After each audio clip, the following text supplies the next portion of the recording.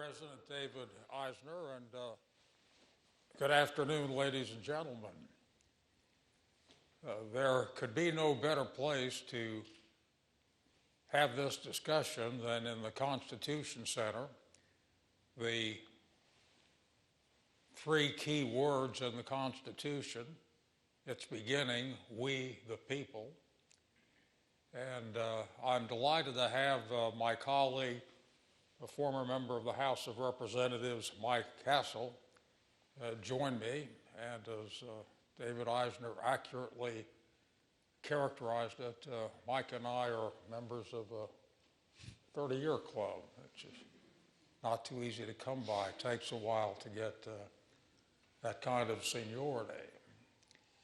This book, Life Among the Cannibals, was designed to come out in the midst of this election season to try to acquaint the American people with why Washington is what it is today, and that is gridlocked and dysfunctional, so that if the electorate is properly motivated, now is the time to do something about it.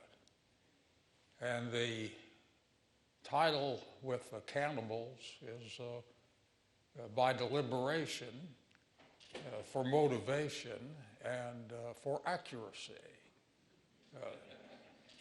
Because that is what is happening. It is really cannibals devouring senators and representatives. And I'll be very specific. Starting with Bob Bennett, senator from Utah for 18 years, 93% conservative rating, wasn't pure enough to be renominated by the Republican Party in 2010 for one vote. Mike Castle in Delaware was defeated in a Republican primary by a Tea Party candidate who had to defend herself on television as not being a witch. And the same picture applies on the Democratic side, where a top-notch senator like Joe Lieberman couldn't win a Democratic primary.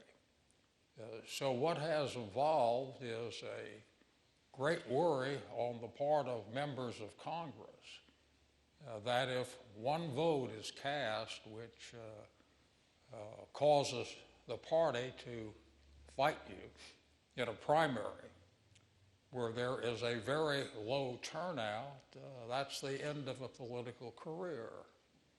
And there are very few who are prepared to put their political careers on the line for a vote, notwithstanding what the public interest is.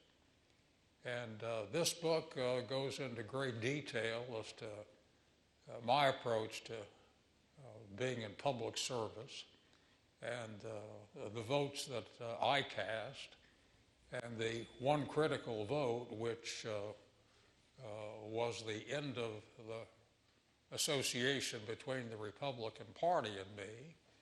And I think Ronald Reagan best put it when he said years ago when he was a Democrat.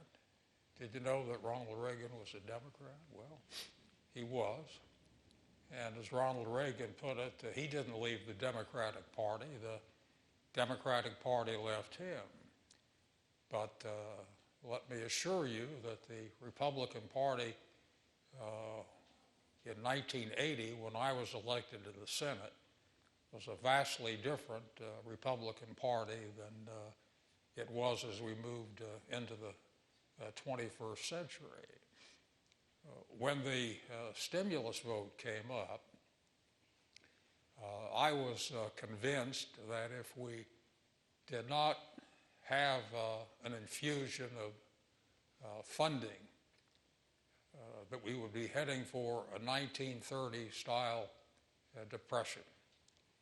And we had seen a few months earlier when George W. Bush was the president, that he came up with a $700 billion package to assist the banking industry and the automotive industry.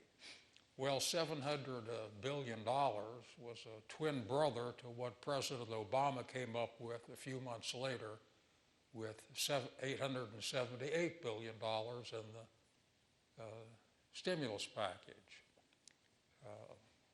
The House of Representatives voted down the Bush program, and the stock market dropped 700 points at the end of September in 2008. The Republican caucus in the Senate was organized, and Vice President Cheney came to talk to us. You know, Dick Cheney, that wild-eyed liberal. Well, Cheney said that if you don't pass this package, you're going to turn George W. Bush into a modern Herbert Hoover.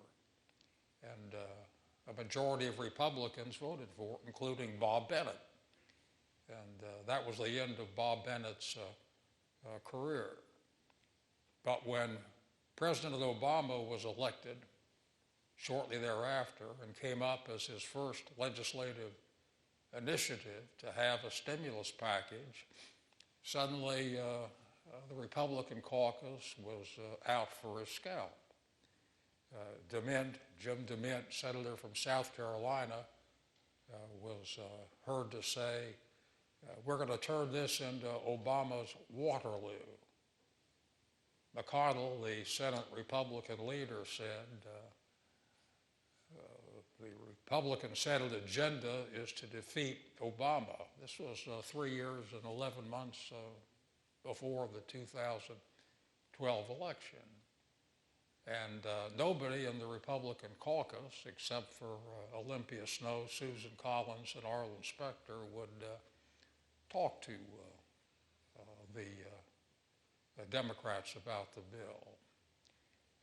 I had been a child during the 1930 Depression, and I didn't want to see another Depression.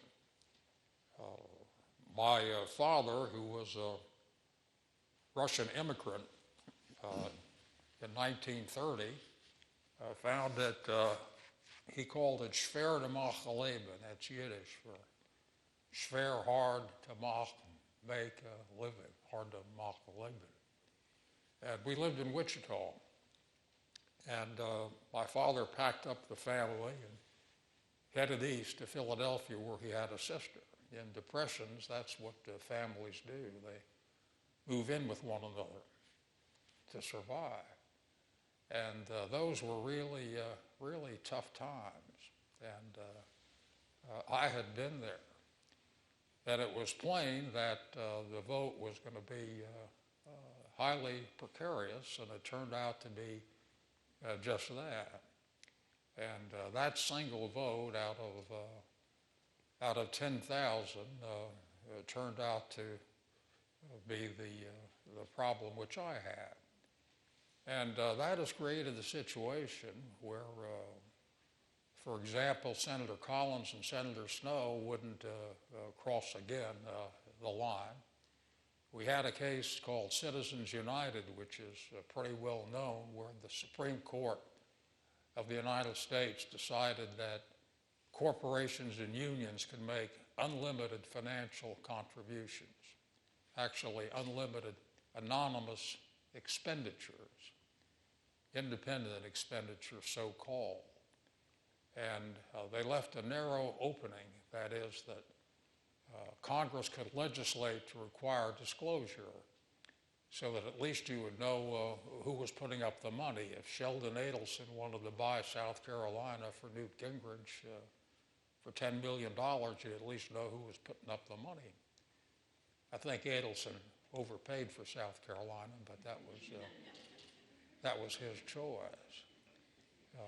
59 senators on one side of the aisle, myself included, voted for what we call cloture to move the debate forward. But not one Republican senator would stand up to provide the 60th vote. Neither Collins nor Snowe. They had seen what had happened to Arlen Specter, or they